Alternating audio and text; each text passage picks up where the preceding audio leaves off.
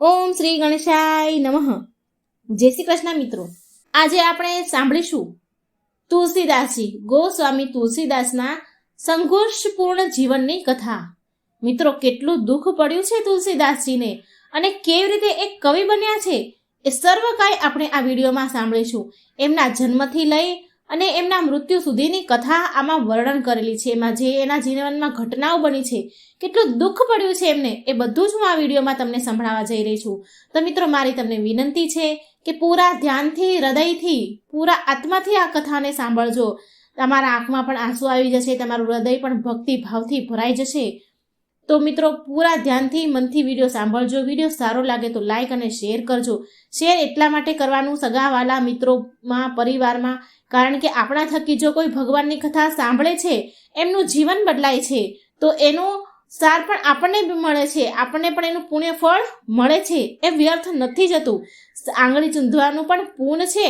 આપ તો તમે સાંભળ્યું જ હશે, માટે બને એટલો વિડીયો લાઈક કરજો, શેર કરજો અને આ ચેનલને સબસ્ક્રાઈબ કરવાનું મિત્રો જરાય ભૂલશો નહીં. અને તમને આ કથા કેવી લાગી એ મને કોમેન્ટ બોક્સમાં એકવાર જરૂર જણાવજો. અને આ કથા સાંભળશો, ભગવાન શ્રી રામની કૃપા, હનુમાનજીની કૃપા આપણા ઉપર બની રહેશે. ઓમ નમઃ શિવાય. જય શ્રી રામ. ગોસ્વામી તુલસીદાસ, જેને લોકો બાળપણમાં કુલક્ષણ, અભાગ્યા માનતા હતા અને તેમને જોઈને તેમના ઘરના દરવાજા બંધ કરી દેતા હતા, આજની કથામાં આપણે સાંભળીશું કે એ જ રામ ભક્ત તુલસીદાસજીના જીવનની કથા. અતિ દુર્લભ કથા સંભળાવવા જઈ રહી છું. આ કથામાં તમે સાંભળશો કે કેવી રીતે ગોસ્વામી તુલસીદાસજી એક મહાન સંત કવિ બન્યા અને રામચરિત માનસ જેવા પરમ પાવન ગ્રંથની રચના કરી. આ સાંભળો તે પહેલાં જો તમે આ ચેનલમાં નવા છો તો આ અમારી ચેનલને સબસ્ક્રાઈબ જરૂર કરી લેજો મિત્રો.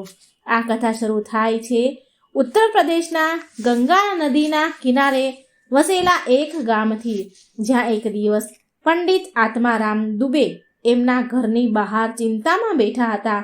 તેમના મિત્ર હસી મજાકથી, વાતોથી એમનું ધ્યાન ભટકાવવાની કોશિશ કરી રહ્યા હતા. વાતમાં એમનું ધ્યાન ભટકાવી રહ્યા હતા, કારણ કે તેમની પત્ની કોઈ પણ ક્ષણે માં બનવાના હતા.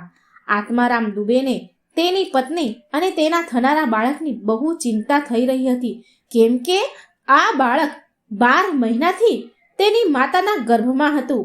માટે ચિંતાના કારણે એ વારંવાર પ્રાર્થના કરી રહ્યા હતા કે આ બધું કુશળ મંગળ પાર પડી જાય. હે ભગવાન, એ પ્રાર્થના કરતા હતા. એ જ સમયે દાયણ, એનું નામ હતું ચુનિયા, એ જ સમયે દાયણ ચુનિયા બહાર આવે છે અને આત્મારામને કહે છે કે તેમના ઘરે એક પુત્રનો જન્મ થયો છે. દીકરા વિશે બતાવતા ચુનિયા દાયણ કહે છે કે બ્રાહ્મણ દેવ, દીકરો સારો તંદુરસ્ત છે. જ્યારે દાયણ બ્રાહ્મણને આત્મારામને આ સંદેશ આપે છે કે એ બાળકના મુખમાં દાંત છે અને એ બાળક તેના જન્મની સાથે જ રામનું નામ લીધું છે, તો બ્રાહ્મણ પંડિત આત્મારામ બહુ હેરાન થયા. ત્યાર પછી તેમણે દાયણને તેની પત્ની વિશે પૂછ્યું, તો દાયણે કહ્યું કે એમની પત્ની 2 ભાન છે. આ સાંભળી આત્મારામ ભગવાનને એમની પત્ની માટે પ્રાર્થના કરવા લાગ્યા, પરંતુ તેમની પત્ની મૃત્યુ પામી. એમની પત્નીનું નામ, તુલસીદાસજીનું માતાનું નામ તુલસી હતું. પત્ની મૃત્યુ પામ્યા. તેમની માટે એક બહુ મોટો ઝટકો હતો. બાળકે તેના જન્મ સાથે જ રામ શબ્દનું ઉચ્ચારણ કર્યું હતું, માટે એ બાળકનું નામ રામ બોલા પણ પડી ગયું. જન્મની આ બધી જ ઘટના જોઈને તેમની આસપાસ રહેવાવાળા ગામના લોકો બહુ જ આશ્ચર્યચકિત હતા. થોડા દિવસો પછી બ્રાહ્મણ આત્મારામ જ્યોતિષને બોલાવીને બાળક રામ બોલાના ગ્રહ નક્ષત્ર જોડાવે છે. જ્યોતિષ બોલ્યા કે આ બ્રાહ્મણના ગ્રહ નક્ષત્ર ઠીક નથી. આ ભવિષ્યમાં તેના પૂરા પરિવારનું નાશનું કારણ બનશે. જાઓ, આને ક્યાંક મૂકીને આવો. આત્મારામ બોલ્યા કે શું મારા બાળકનો ત્યાગ કરી દઉં હું? જ્યોતિષ બોલ્યા કે હા, તમારા માટે તો આ જ ઠીક રહેશે, કેમ કે એવો દીકરો જ શું કે જે જન્મની સાથે જ તેની માને ખોઈ બેસે, ખાઈ જાય અને એ પણ બરબાદ કરી દેશે.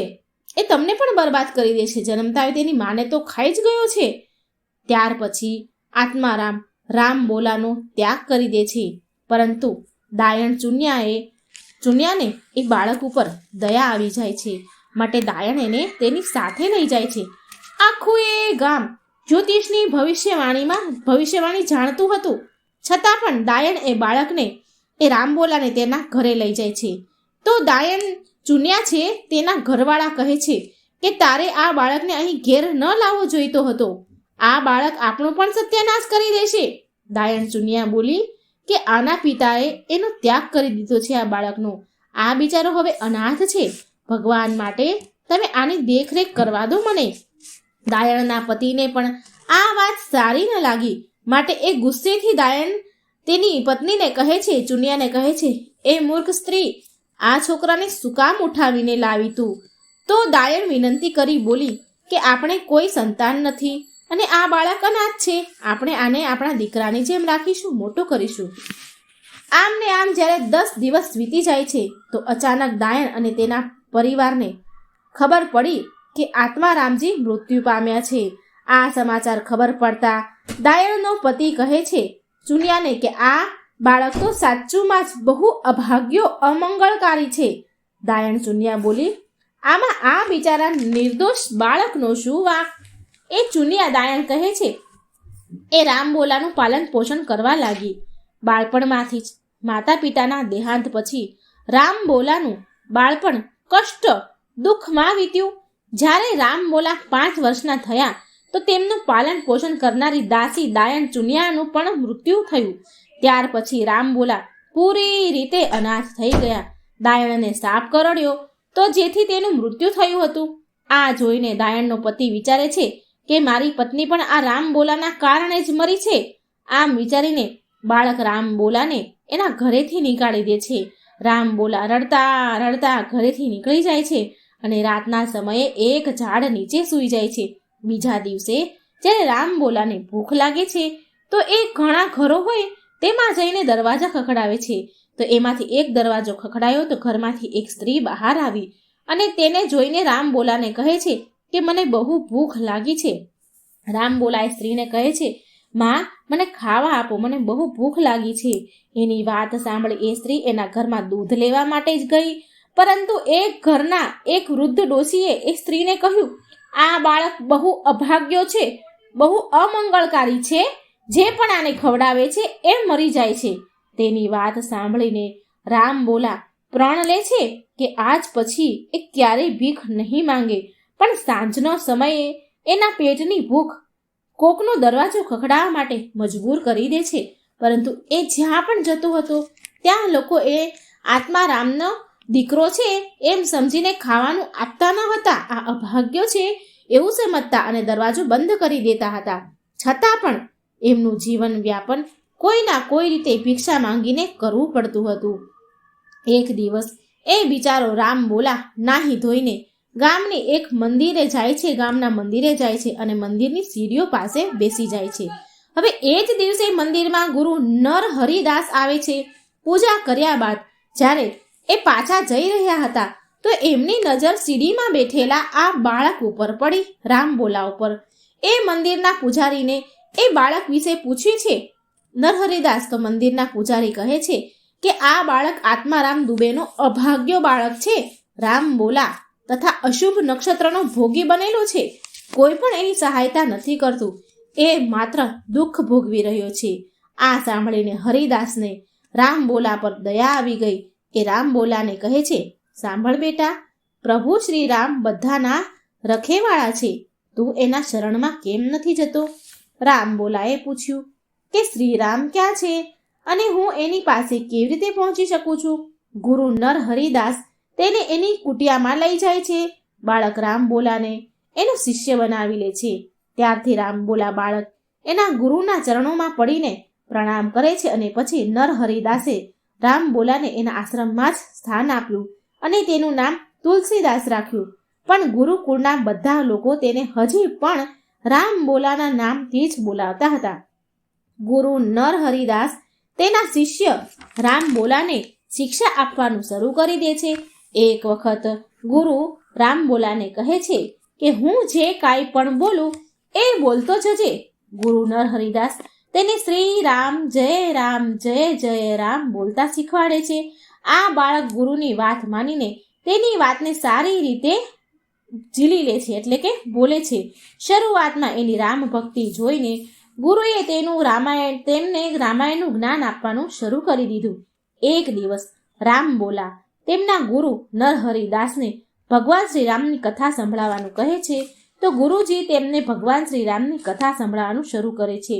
બાળક રામ બોલા ભગવાન શ્રી રામની કથા સાંભળીને ખુશ થઈ ગયા અને કથાને પોતે જાતે વાંચવાની રામ બોલા કોશિશ કરે છે, પરંતુ તેને ભગવાન શ્રી રામની કથા બહુ કઠણ લાગી, વાંચી ન શક્યા. રામ બોલાને ભગવાન રામથી બહુ પ્રેમ હતો, માટે તેને સંપૂર્ણ રામાયણને યાદ મોઢે કરી લીધી. ગુરુ નરહરિદાસ તેને વારાણસીમાં આચાર્ય શેષ સનાતનને રામ બોલા બાળકને તેના શિષ્ય બનાવવા માટે વિનંતી કરે છે. આચાર્ય શેષ સનાતન રામ બોલાને તેમનો શિષ્ય બનાવી લે છે અને શિક્ષા આપવા માંડે છે. ત્યાર પછી બાળક રામ બોલા 10 વર્ષના સમયમાં વેદ, પુરાણો અને ધાર્મિક ગ્રંથોની શિક્ષા પ્રાપ્ત કરી લે છે. એક દિવસ આચાર્ય શેષ સનાતન રામ બોલાને કહે છે કે વત્સ, હવે તારી શિક્ષા પૂરી થઈ ગઈ છે. બાળક રામ બોલા કહે છે, ઠીક છે, તમારી કૃપાથી હું મનુષ્યની જેમ જીવવાનું ગૌરવ મેળવી શક્યો છું. તમે મને આજ્ઞા આપો કે હું તમારી શું સેવા કરી શકું. આચાર્ય બોલ્યા, જા વત્સ, અને સંસારમાં ભગવાન શ્રી રામની મહિમાનો પ્રચાર કરજે. રામ બોલા કહે છે કે હે ગુરુદેવ, આ તો મારું પરમ કર્તવ્ય છે. આને પૂરું કરવું એ જ મારા જીવનનું માત્ર લક્ષ્ય હશે. આચાર્ય બોલ્યા, વત્સ રામ બોલા, હું ઈચ્છું છું કે તું ગ્રહસ્થ પણ બની જા. ભગવાન શ્રી રામ પણ ગ્રહસ્થ હતા. તેમની શિક્ષા સમાપ્ત કર્યા બાદ રામ બોલા એના ગુરુની આજ્ઞા લઈને પાછા તેના જન્મ સ્થાન પર આવી ગયા અને લોકોને રામકથા, મહાભારતની કથા વગેરે સંભળાવા લાગ્યા. એ બહુ ભક્તિભાવથી પાવન કથા સંભળાવા લાગ્યા. ત્યાર પછી લોકો એને તુલસી નામથી બોલવા લાગ્યા. ધીરે ધીરે એની ખ્યાતિ ચારેય બાજુ ફેલાવા લાગી. એના નિવાસ સ્થાનથી થોડે દૂર બદ્રી નામના એક ગામમાં પંડિત દીનબંધુ નામક એક વ્યક્તિ રહેતા હતા. એને એક બુદ્ધિમતા નામની દીકરી હતી. બુદ્ધિમતાને લોકો રત્નાવલી નામથી પણ જાણતા હતા. રત્ના અત્યંત સુંદર રૂપાળી હતી. એક દિવસ તેના ઘરે એક વ્યક્તિ આવે છે અને કહે છે કે તેમની દીકરી રત્નાવલી માટે તુલસીદાસથી વધારે સારો યોગ્ય વર કોઈ ન હોઈ શકે.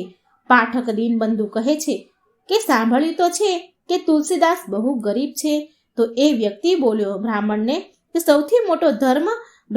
સૌથી મોટો ધર્મ એનું જ્ઞાન છે અને તુલસીદાસ તો જ્ઞાનનો ભંડાર છે. તમારી દીકરી માટે આનાથી સારો શ્રેષ્ઠ વર નહીં મળે. પાઠક દીનબંધુ રાજી થઈ ગયા. આવી રીતે 29 વર્ષની આયુમાં રાજાપુરમાં થોડે દૂર યમુનાને પેલે પાર સ્થિત એક ગામમાં સુંદર ભારદ્વાજ કુળની કન્યા રત્નાવલી સાથે તેમના લગ્ન થયા. તુલસીદાસજી અને રત્નાવલીની બહુ સુંદર જોડી હતી. બંને વિદ્વાન હતા. લગ્ન પછી તુલસીદાસજી તેની પત્ની સાથે રાજાપુર ગામમાં જ રહેવા લાગ્યા. જ્યારે તુલસીદાસજીના વિવાહ થયા તો તેમને પરિવાર મળી ગયો અને તેમની પત્નીનો પ્રેમમાં એ ડૂબી ગયા. તુલસીદાસજી તેની પત્ની રત્નાવલીને બહુ પ્રેમ કરતા હતા, ગાંડો પ્રેમ કરતા હતા. આ કારણથી રત્નાવલીની સખીઓ સહેલીઓ તેને ખૂબ ચીડાવતી હતી. ગામના લોકો પણ ખૂબ જ ચીડાવતા હતા. તુલસીદાસજી એની પત્નીથી એક ક્ષણ પર દૂર નહોતા રહેતા, માટે બધા જ લોકો ખૂબ ચીડવે. એક દિવસ જ્યારે તેની પત્ની રત્નાવલી તેની સખી સહેલીઓને મળીને ઘરે પાછી આવી તો એ બહુ જ ગુસ્સામાં હતી. તુલસીદાસજી પૂછે છે કે આજે તે પાછા આવવામાં આટલો બધો સમય કેમ લગાવ્યો? રત્નાવલી કહે છે કે મારી સખીઓ મને મેણા મારી રહી છે કે તમારા ઉપર મેં કોઈ જાદુ કરી દીધું છે. તુલસીદાસજી કહે છે કે હા, એ વાત તો સાચી જ છે ને. તુલસીદાસજીની આવી વાત સાંભળીને એ કંઈ કહી શકતી ન હતી. રત્નાવલી તેને યાદ કરાવવાની કોશિશ કરાવતી કહે છે કે તમે તમારા ગુરુને આપેલ વચન ભૂલી ગયા છો. તેમણે તમને ભગવાન શ્રી રામના મહિમાનો પ્રચાર કરવાનું કાર્ય તમને સોંપ્યું છે. તમે તમારા ગુરુના વચન કેમ ભૂલી ગયા છો? તુલસીદાસ તેમની પત્નીની વાત સાંભળીને ગંભીર થઈ જાય છે. તુલસીદાસ અને રત્નાવલી દંપતીનો એક પુત્ર પણ હતો. તેનું નામ હતું તારક. પણ કોઈ કારણવશ તારકની મૃત્યુ શયન અવસ્થા એટલે કે ઊંઘમાં જ થઈ ગઈ હતી. પુત્રની મૃત્યુ બાદ તુલસીદાસજીને તેની પત્ની સાથે વધારે પડતો લગાવ થઈ ગયો. તુલસીદાસજી કોઈ પણ હાલતમાં તેની પત્નીથી દૂરી સહન કરી શકતા ન હતા. જરા પણ એ દૂર રહી શકતા નહોતા.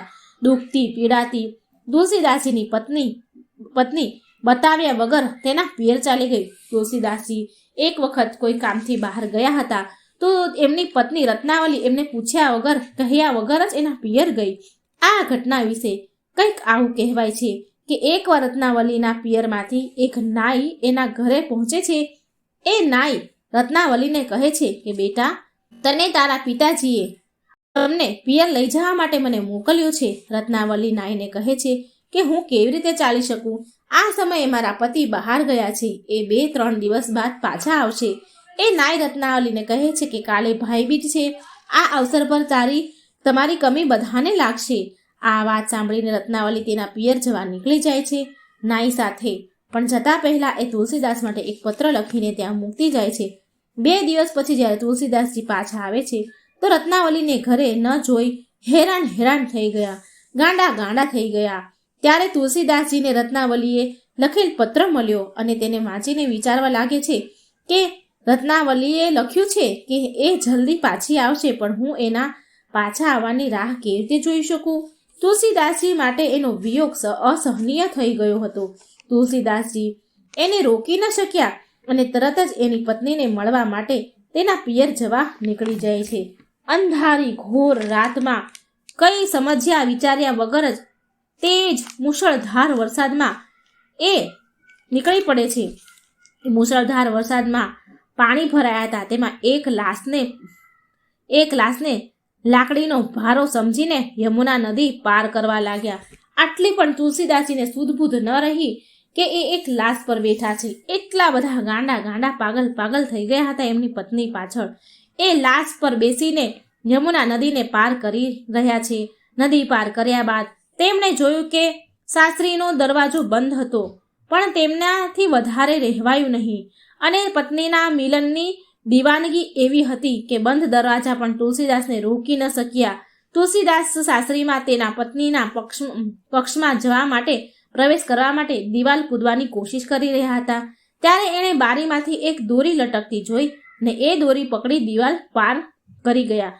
તુલસીદાસજી જેને લાકડી દોરી સમજી રહ્યા હતા તે એક સાપ હતો. તેની જાણ તેમને પછી થઈ. આટલું કર્યા બાદ અંતે તુલસીદાસ તેની પત્નીના કક્ષમાં પહોંચી જ ગયા. રત્નાવલીના કક્ષમાં પહોંચ્યા બાદ તુલસીદાસજીની પત્ની ઘણી ક્રોધિત થઈ એને જોઈને તેને પરિવાર અને સમાજનો ડર હેરાન કરી રહ્યો હતો. લોકો વાતો કરી રહ્યા હતા. તે તેના પરિવારવાળા એને શું કહેશે? તેનો પત્ની દરવાજાની જગ્યાએ દિવાલ કૂદીને પહોંચી ગયો છે. તેની પત્નીની આટલી બધી લાપરવાહી જોઈને, તેના પતિની આટલી બધી લાપરવાહી જોઈને એ ગુસ્સે થઈ તુલસીદાસજી પર.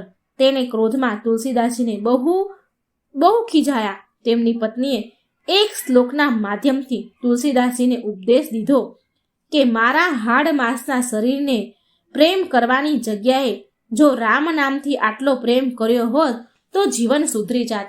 આ દોહો તુલસીદાસજીની પત્નીએ સંભળાવ્યો અને પત્નીની આ વાત સાંભળીને તુલસીદાસજી સ્તબ્ધ રહી ગયા. એના હૃદયમાં આ વાત ઉતરી ગઈ. આ વાત તેના હૃદય સુધી ઉતરી ગઈ અને એના જ્ઞાનના નેત્ર ખુલી ગયા. તેમને તેમની મૂર્ખતાનો અહેસાસ થયો. તુલસીદાસજીનું અંતર્મન જાગી ઉઠ્યું.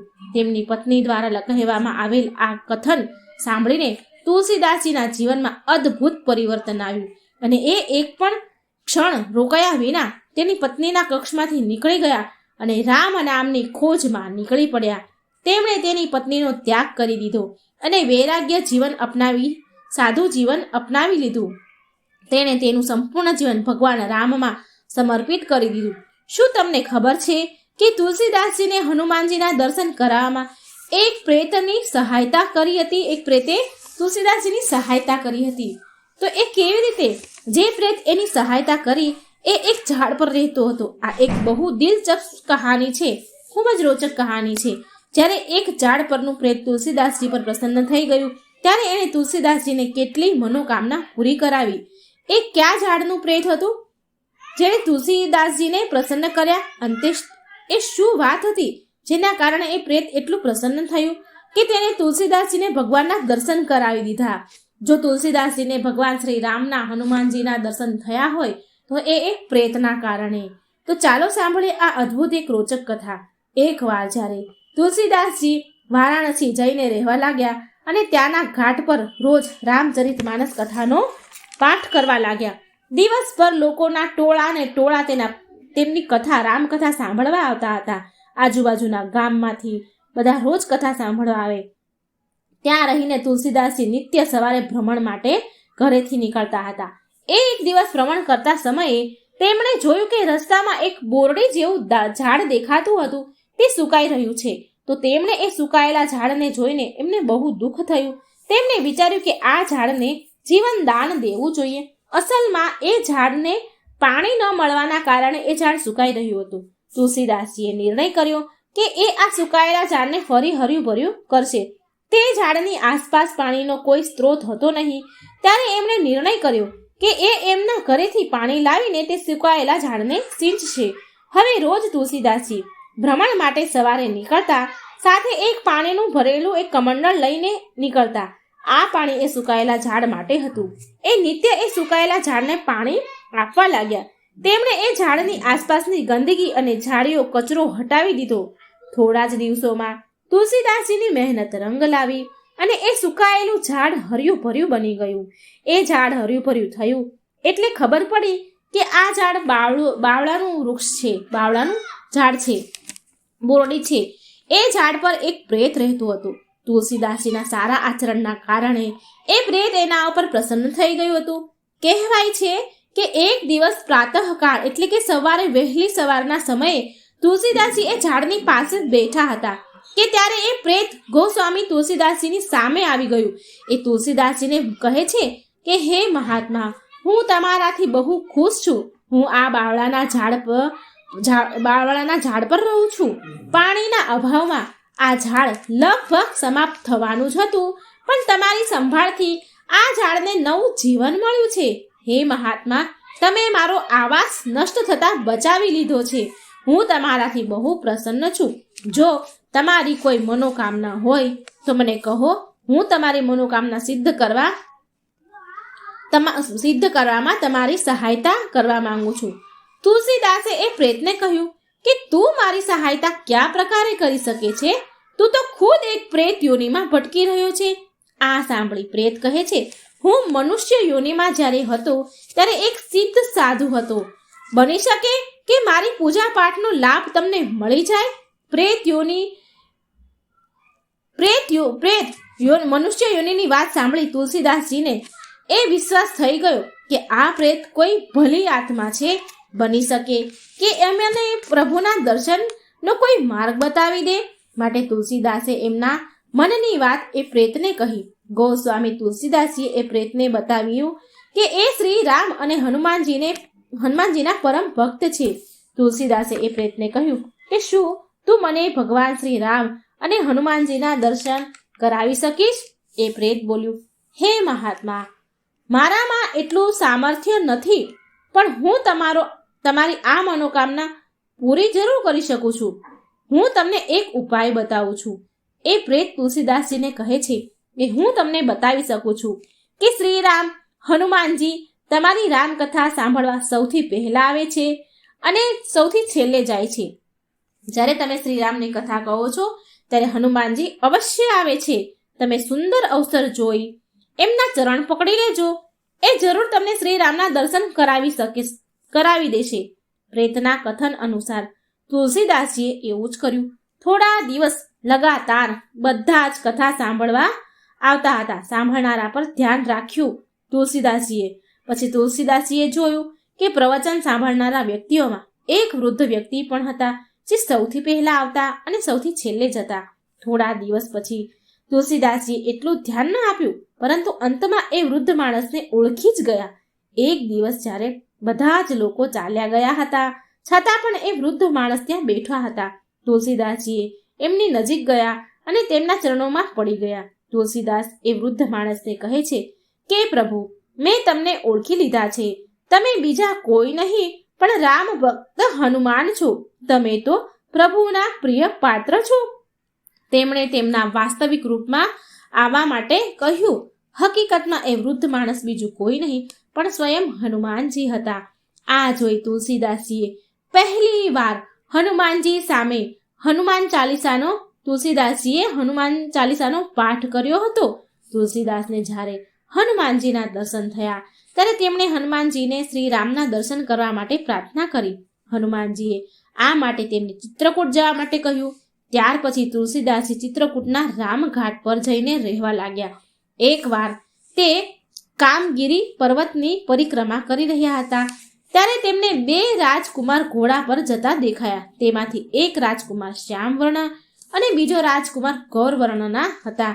તુલસીદાસજી એમને ઓળખી નથી શકતા, પણ ત્યારે હનુમાનજી ત્યાં પ્રગટ થઈને તેમને તુલસીદાસજીને કહે છે કે એ બંને રાજકુમાર બીજું કોઈ નહીં પણ પ્રભુ શ્રી રામ અને લક્ષ્મણજી હતા. તુલસીદાસજી હાથ જોડીને હનુમાનજીને વિનંતી કરે છે કે કૃપા કરી મને બીજી વાર એમના દર્શન કરાવી દો. ત્યારે હનુમાનજી કહે છે, તમને બીજા દિવસે સવારે પ્રભુના શ્રી રામના દર્શન જરૂર થશે. હનુમાનજી તેમને મંદાકિની નદીના તટ પર બોલાવે છે. તુલસીદાસજી મંદાકિની નદીના તટ પર પહોંચે છે. સવારે સ્નાન ધ્યાન કર્યા બાદ જ્યારે તુલસીદાસ ઘાટ પર લોકોને ચંદન લગાવી રહ્યા હતા ત્યારે બાળકના રૂપમાં ભગવાન રામ તેમની પાસે આવ્યા અને કહેવા લાગ્યા, શું બાબા, અમને ચંદન નહીં લગાવો?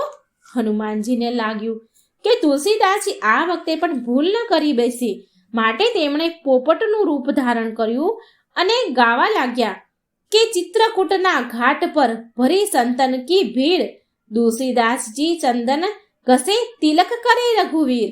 તુલસીદાસજી પોપટની વાત સાંભળીને સમજી ગયા કે એ બાળક બીજું કોઈ નહીં પણ પ્રભુ શ્રી રામ જ છે. તુલસીદાસજી બાળક બનેલા રામને જોતા જોતા જ રહ્યા. તેમની સુધ બુદ્ધ ભૂલી ગયા. ભગવાનને જોઈને કોણ સુધ બુદ્ધ ન ભૂલે? તુલસીદાસજી બાળક બનેલા ભગવાન રામને જોતા જોતા તેમની સુધ બુદ્ધ ખોઈ બેઠા અને ભગવાન રામે તુલસીદાસજીનો હાથ પકડ્યો. હાથ પકડીને પોતાના માથા ઉપર તિલક લગાવી લીધું અને તુલસીદાસજીના માથા ઉપર પણ ભગવાન શ્રી રામે તિલક લગાવ્યું અને અંતર ધ્યાન થઈ ગયા. હવે આ ઘટના બાદ તુલસીદાસજી બિલકુલ બદલી જાય છે, કેમ કે ભગવાન શ્રી રામનો સ્પર્શ તેમને બિલકુલ બદલી નાખે છે.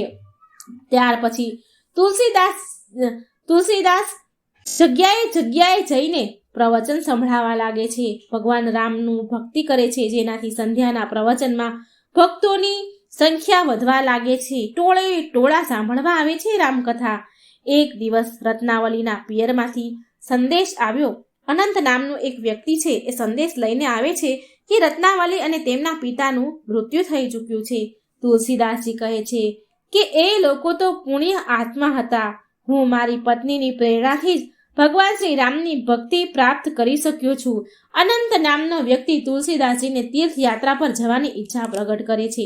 ત્યાર પછી અનંત અને તુલસીદાસજી તીર્થયાત્રા પર નીકળી જાય છે. એ બંને સૌથી પહેલા વૃંદાવન જાય છે.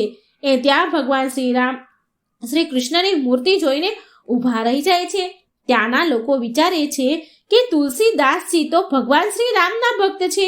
શું એ ભગવાન શ્રી કૃષ્ણ ને નમશે ખરી? એની સામે નમશે ખરી? ત્યારે એ લોકો જુએ છે કે ભગવાન શ્રી કૃષ્ણની મૂર્તિમાં શ્રી રામ સ્વરૂપના દર્શન થઈ રહ્યા છે. પછી પ્રવચન સાંભળતા તુલસીદાસજી કહે છે, શ્રી રામ અને શ્રી કૃષ્ણ એક જ છે. તમે કોઈ પણ રૂપમાં એમની ભક્તિ કરો તમને શાંતિ જ મળશે. એકવાર તુલસીદાસજી અનંત નામના વ્યક્તિ સાથે રાજસ્થાનના કોઈ મંદિરમાં રહેતા હતા. એ સમયે ભારત વર્ષ પર મુગલોનું શાસન હતું. હિન્દુઓ પર અત્યાચાર થઈ રહ્યા હતા. મુગલ આક્રાંત અકબરના વિરુદ્ધ અવાજ ઉઠાવનારા એક તુલસીદાસ પણ હતા. એની સામે વિરોધ ઉઠાવનારા. એક દિવસ તુલસીદાસ જ્યારે ધ્યાનમાં લીન હતા ત્યારે તેમની બહાર શોર બકોર, ત્યાં મંદિરની બહાર બહુ અવાજ સંભળાઈ રહ્યા હતા. ત્યારે તુલસીદાસજી અનંતને કહે છે કે ખબર કરો જાણ કરો કે આ અવાજ શેના આવે છે? અનંત બહાર જઈને જુએ છે તો બહાર આવીને લોકો નીચ જાતિના અમુક ભીલ એમના દર્શન કરવા માટે આવ્યા છે. આવું અનંત જુએ છે અને કહે છે કે નીચ જાતિના અમુક ભીલ તમારા દર્શન કરવા માટે આવ્યા છે, પણ પૂજારીજી એમને અહીં અંદર આવવા માટે રોકી રહ્યા છે. ત્યારે તુલસીદાસજી બોલ્યા, અનંત, ભક્તોની કોઈ જાતિ નથી હોતી. જે કોઈ પણ પ્રભુ શ્રી રામના ભક્ત છે એ મારો સહોદર છે. તુલસીદાસ તરત બહાર આવ્યા અને એ ભીલો સાથે બહુ પ્રેમથી ગળે મળ્યા અને કહે છે કે હું જાણું છું કે મારા પ્રભુ શ્રી રામ વનવાસના સમયે અમુક દિવસ તમારા લોકો વચ્ચે એમણે વિતાવ્યા છે. એ જ દિવસ સાંજે તુલસીદાસને મળવા માટે મેવાડના રાણા પ્રતાપ આવે છે. રાણા તુલસીદાસને કહે છે કે સ્વામીજી, હું બહુ ચિંતામાં છું. મારી મેવાડ પર મુગલોએ અધિકાર કરી મૂક્યો છે. પ્રજામાં ત્રાહી ત્રાહી મચેલી છે. ત્યારે તુલસીદાસજી કહે છે, હતાશ ન થાઓ રાણા, પ્રભુ શ્રી રામની કૃપાથી બધું જ બરાબર થશે. રાણા પ્રતાપ બોલે છે, પણ ધન વિના અને સાધન વિના સ્વતંત્રતા કેવી રીતે મેળવી શકાય? એ સમયે અનંત આવીને કહે છે કે ભામાશાહ તમારા દર્શન કરવા માંગે છે.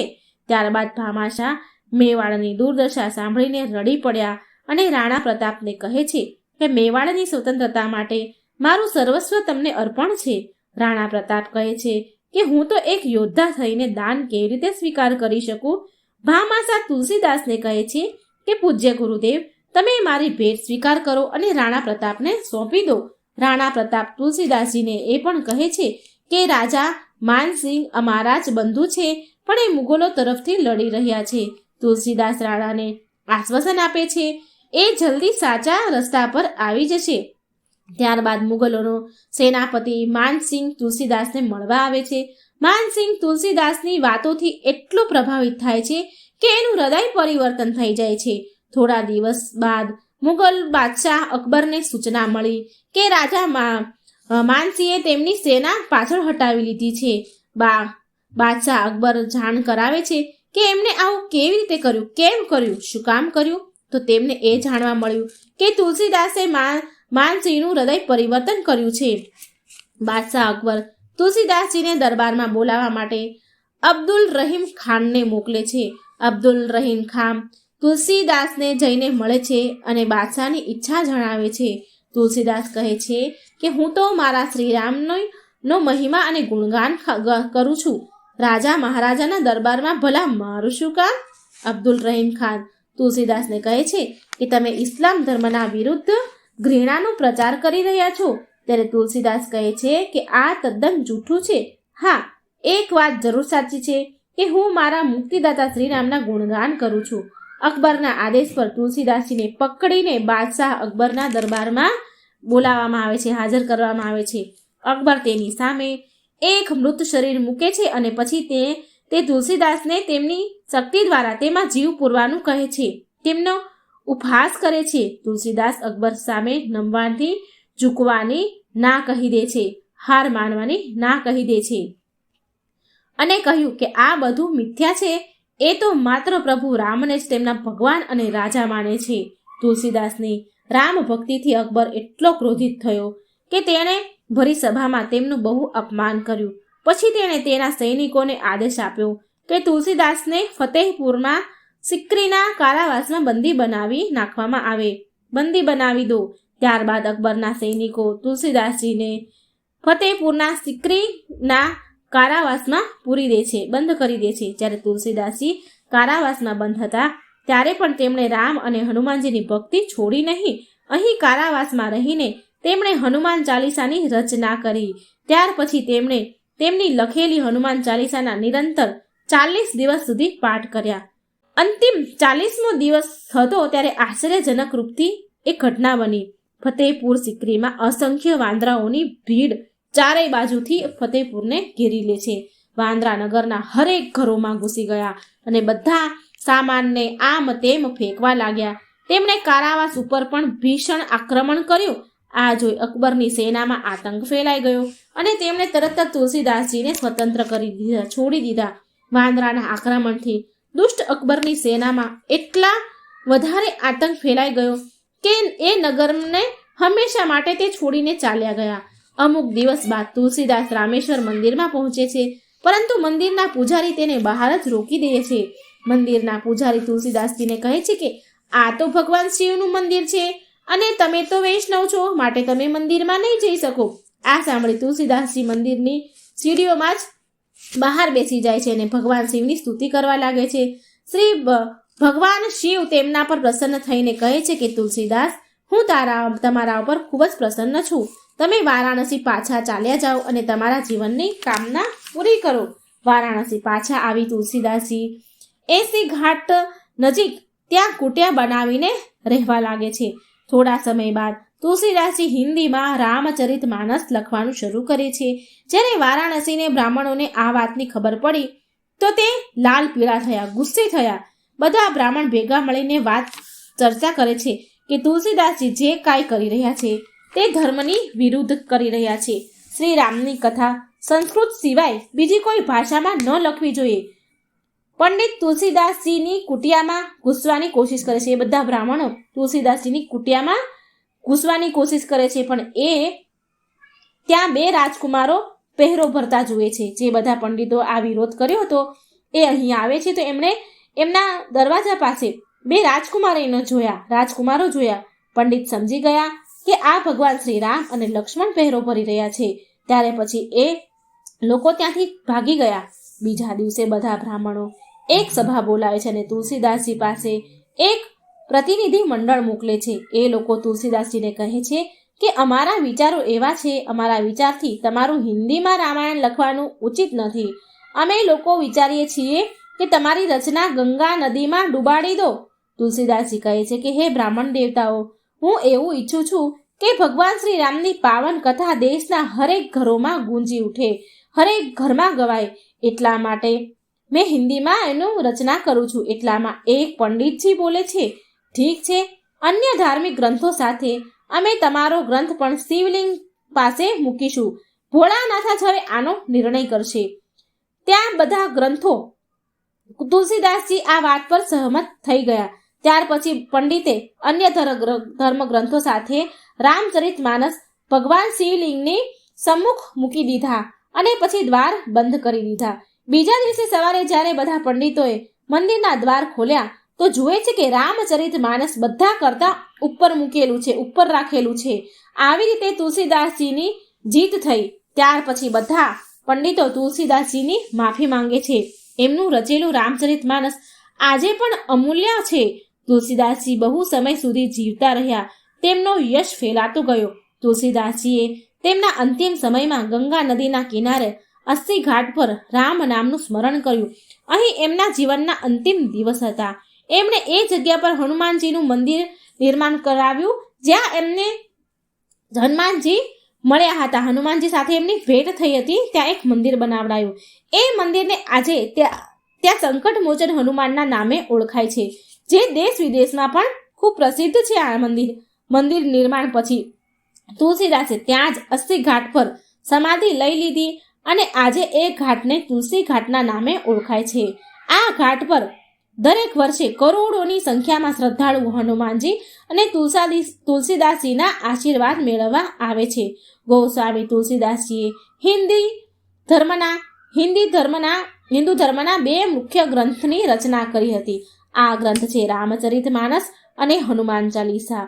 અને એમના હિન્દીમાં રામચરિત માનસ લખવાના કારણે જ આપણે લોકો હિન્દી વાંચી શકીએ છીએ અને એનું જ્ઞાન મેળવી શકીએ છીએ. આના સિવાય પણ તુલસીદાસજી દ્વારા ઘણા બધા ગ્રંથની રચના કરવામાં આવી હતી. મિત્રો, તુલસીદાસજીનું મૃત્યુ કેવી રીતે થયું હતું આ વિશે ઘણી બધી ચર્ચા મળે છે, ઘણા મત છે. કહેવાય છે કે તુલસીદાસજી ઘણા વર્ષ બીમાર રહ્યા હતા એટલે તેમનું મૃત્યુ થયું. અને એવું પણ કહેવાય છે કે મૃત્યુ પહેલા તેમની છેલ્લી કૃતિ વિનય પત્રક લખી હતી, જેના પર ખુદ પ્રભુ શ્રી રામના હસ્તાક્ષર હતા, આવું કહેવાય છે. તો આવું હતું ગોસ્વામી તુલસીદાસજીનું જીવન, જે તમને મેં કહી સંભળાવ્યું. મિત્રો, મને આશા છે કે તમને આ જાણકારી ખૂબ જ પસંદ આવી હશે. તમને આ તુલસીદાસજીનું જીવન, જે જન્મથી લઈને મૃત્યુ સુધીનું જે જીવન હતું એ સંપૂર્ણ મેં તમને સંભળાવ્યું, સંક્ષિપ્તમાં સંભળાવ્યું, પણ મેં તમારા સુધી રજૂઆત કરી છે. તો તમને આ વિડીયો કેવો લાગ્યો, આમાં તમે કેવું ગમ્યું, સારું લાગ્યું હોય તો વિડીયોને લાઇક કરજો, શેર કરજો અને મને કમેન્ટ બોક્સમાં એકવાર જરૂર જણાવજો તમને મારી કથાઓ વાર્તાઓ કેવી લાગે છે. એકવાર મને જરૂર જણાવજો. જય શ્રી કૃષ્ણ. રાધે રાધે. Thank you.